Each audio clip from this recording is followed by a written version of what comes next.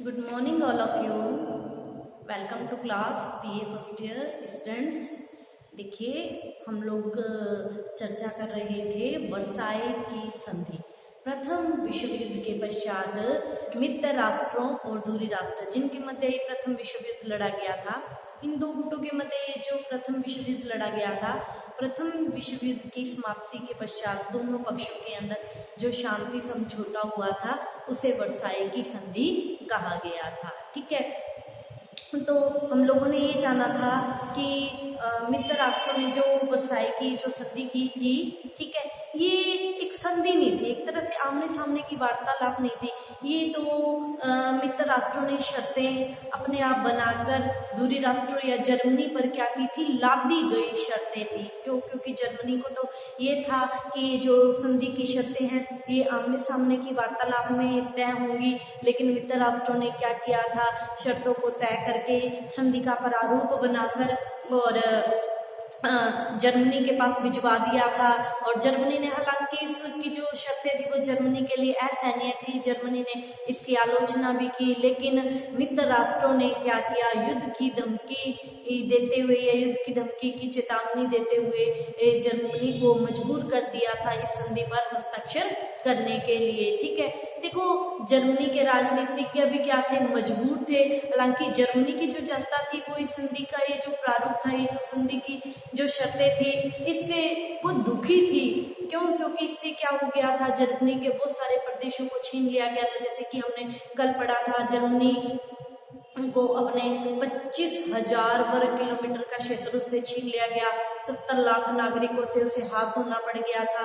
क्यों? क्योंकि बहुत सारे प्रदेशों पर जैसे अल्सेस और लॉरेंस पर फ्रांस का अधिकार हो गया, पूर्वी प्रशा पोलैंड को दे दिया गया, ठीक है, और बेल्जियम को जर्मनी के बहुत सारे गांव दे दिए गए थे। मतलब ये जो संधि की शर्तें थी, जर्मनी के जो प्रादेशिक व्यवस्था थी ये छिन्न भिन्न हो गई थी। ठीक है, मतलब एक तरफ से तो जर्मनी प्रथम विश्व युद्ध में उसका इतना नुकसान हुआ था, वो बिल्कुल ही क्या हो गया था, पंगु हो गया था। लेकिन मित्र राष्ट्रों को अभी भी उससे भय था, ठीक है, कि ये फिर से हम पर आक्रमण ना कर दे। तो संधि की ऐसी ऐसी शर्तें लिखी गई कि आने वाले भविष्य में जर्मनी बहुत सालों तक फिर से खड़ा ना हो सके। और इन्हीं कठिन शर्तों के कारण ही, इन्हीं असहनीय शर्तों के कारण ही तो जर्मनी में क्या हो गया था, नाजीवाद का उदय हो गया था, और जिसने क्या किया था, द्वितीय विश्व युद्ध को अवश्यंभावी बना दिया था। ठीक है, तो ये देखिए हम लोगों ने जर्मनी के साथ ये जो संधि की गई थी, इसकी प्रादेशिक व्यवस्था को पढ़ा, सैन्य व्यवस्था को पढ़ा। सैन्य दृष्टि से जर्मनी को क्या कर दिया गया था, बिल्कुल ही पंगु बना दिया गया था,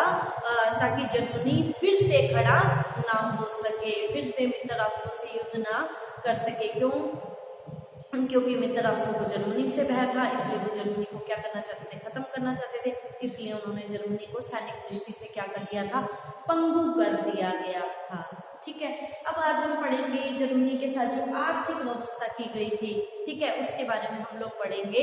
आर्थिक व्यवस्था, देखिए जिस तरह हम लोगों ने प्रादेशिक और सैन्य व्यवस्था को पढ़ा कि जर्मनी के बहुत सारे प्रदेश जर्मनी से क्या कर लिए गए थे, छीन लिए गए थे, जर्मनी के बहुत सारे नागरिकों को वहां से हाथ धोना पड़ गया था। और हम लोगों ने सैन्य व्यवस्था में भी पढ़ा कि किस तरह जर्मनी का पूर्ण रूप से निशस्त्रीकरण कर दिया और इसकी जांच के लिए एक आयोग को नियुक्त किया गया, वो भी जर्मनी के खर्चे पर। ठीक है, तो अब जर्मनी को आर्थिक दृष्टि से भी इतना मतलब पंगु कर दिया, क्योंकि मित्र राष्ट्र चाहते थे कि जर्मनी अगर कुछ विकास करे तो वो जो पैसा आए, है ना, जो भी उद्योग धंधे लगाए, वो कहाँ आ जाए, मित्र राष्ट्रों के पास आ जाए। मित्र राष्ट्रों को ये था कि हमारा जो नुकसान हुआ है उसकी सारी भरपाई कौन करे, जर्मनी करे। क्यों? क्योंकि जर्मनी पराजित था। ठीक है, इसीलिए इन्होंने जर्मनी को आर्थिक दृष्टि से भी खत्म करने का प्रयास किया मित्र राष्ट्रों की तरफ से। तो देखिए जर्मनी के साथ क्या क्या आर्थिक व्यवस्थाएं की गई थी। ठीक है, तो देखते हैं क्षतिपूर्ति। क्षतिपूर्ति से मतलब है नुकसान, जो नुकसान हुआ उसकी पूर्ति, मतलब उसकी भरपाई। ठीक है, देखो आर्थिक व्यवस्था के अंतर्गत ये नियम या ये एक बात रखी गई कि क्षतिपूर्ति का जो स्वरूप है, जो मतलब नुकसान हुआ है उसकी भरपाई किस तरह की जाए, क्षतिपूर्ति का जो स्वरूप, और जर्मनी से क्षतिपूर्ति के रूप में जो वसूल करने वाली जो राशि थी वो कितनी राशि वसूल की जाए, या वो किस रूप में, सब रूप मतलब किस रूप में वसूल की जाए। देखिए ओनली पैसा ही नहीं है ना, देखिए जैसे जो जर्मनी के ओनली पैसे से बात नहीं हो रही है, जैसे जर्मनी के प्रदेश भी छीन लिए, जर्मनी के सारे टैंक छीन लिए, जर्मनी के काफी, जैसे मैं हम लोगों ने बड़ा भूभाग पर भी अधिकार कर लिया। तो क्यों? क्योंकि जर्मनी खत्म हो चुका था, पैसा तो था नहीं।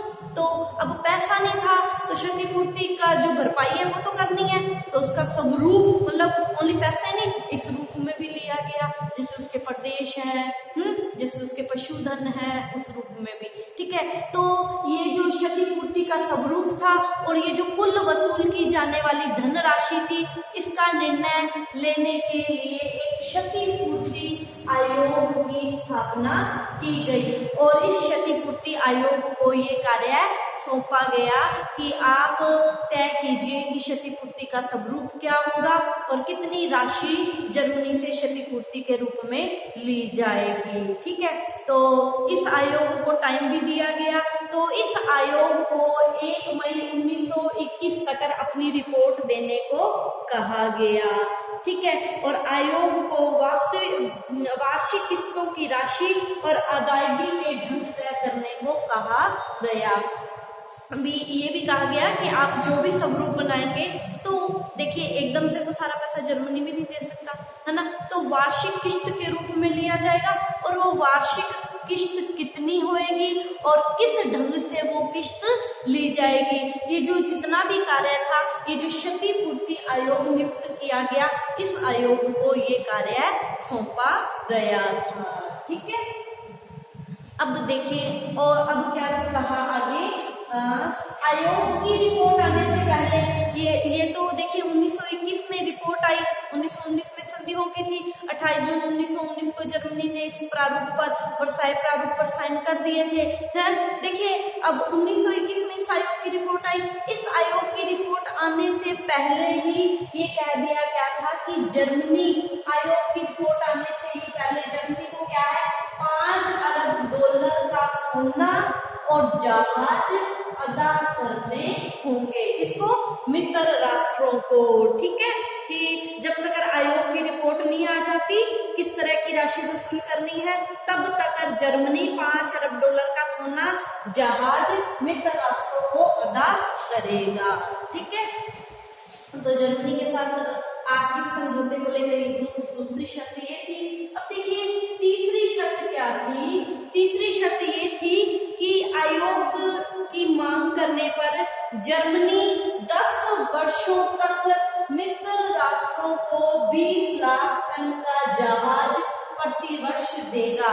कहने का भाव ये है कि जर्मनी आयोग मांग करेगा और आयोग की मांग पर 10 वर्षों तक, हर वर्ष की बात हो रही है, आने वाले 10 वर्षों तक, 10 वर्षों तक मित्र राष्ट्रों को 20 लाख टन मतलब टन, इतने टन भार का जहाज हर वर्ष बनाकर देता रहेगा।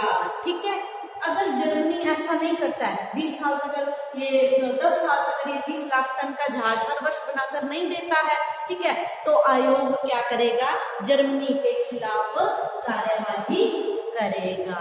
ठीक है, अब देखिए अगली आर्थिक शर्त क्या थी जर्मनी के साथ। जर्मनी को ये कहा गया कि जर्मनी के कारण जो मित्र राष्ट्रों का जो नुकसान हुआ था उसकी क्षतिपूर्ति के लिए ये कहा गया क्षतिपूर्ति आयोग ने कि जर्मनी फ्रांस को तो 70 लाख टन कोयला, ठीक है, और बेल्जियम को 80 लाख टन कोयला और इटली को 45 लाख टन कोयला प्रति वर्ष देगा। और ये कितने वर्षों तक देता रहेगा, 10 वर्षों तक देता रहेगा।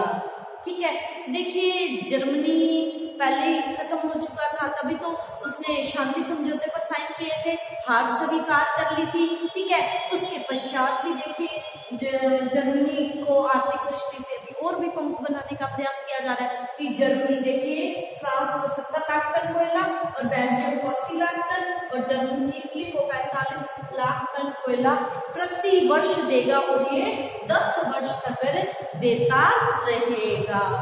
ठीक है, देखिए और आगे जर्मनी के साथ क्या व्यवस्था की गई कि जर्मनी आने वाले 30 वर्षों में, अगले 30 वर्षों में जर्मनी 30 वर्षों में 30,000 टन अमोनिया सल्फेट मित्र राष्ट्रों को देगा। मतलब 30 वर्षों तक 30,000 टन अमोनिया सल्फेट देगा ही देगा, चाहे एक साल कम दे अगले साल ज्यादा दे, जैसे भी दे, मतलब 30,000 टन अमोनिया सल्फेट देगा ही देगा। ठीक है, तो एक ये व्यवस्था थी जर्मनी के साथ। अगली देखिए मित्र राष्ट्रों ने जर्मनी के साथ क्या व्यवस्था की कि युद्ध काल में, जब युद्ध चल रहा था, युद्ध काल में मित्र राष्ट्रों के जो क्षेत्र क्षतिग्रस्त हुए थे, देखिए गोला बम बारूद सबका प्रयोग किया गया था, तो कई शहर ध्वस्त हो गए थे। ठीक है, तो इसीलिए ये कहा गया कि युद्ध काल में मित्र राष्ट्रों के जो क्षेत्र क्षतिग्रस्त हुए हैं, जिनको नुकसान हुआ है, उन क्षेत्रों की भरपाई के लिए या उनके पुनर्निर्माण के लिए, वो जो शहर खराब हो चुके हैं या टूट फूट चुके हैं या उनको जो भी नुकसान हुआ है, उसकी भरपाई के लिए जर्मनी क्या करेगा, मित्र राष्ट्रों को उनके उन क्षेत्रों के पुनर्निर्माण के लिए औजार, ठीक है, पत्थर और सीमेंट देने का वचन दिया गया। ठीक है, तो इस तरह क्षतिग्रस्त के लिए भी मित्र राष्ट्रों ने सब कुछ ले लिया, आने वाले भविष्य के लिए भी जर्मनी से मित्र राष्ट्रों के द्वारा बहुत कुछ ले लिया गया। ठीक है, आगे और भी आर्थिक जो व्यवस्था की गई उसके बारे में हम कल की क्लास में चर्चा करेंगे। आज की क्लास के लिए इतना ही, आप इसका स्क्रीनशॉट ले लीजिए। Thank you all of you.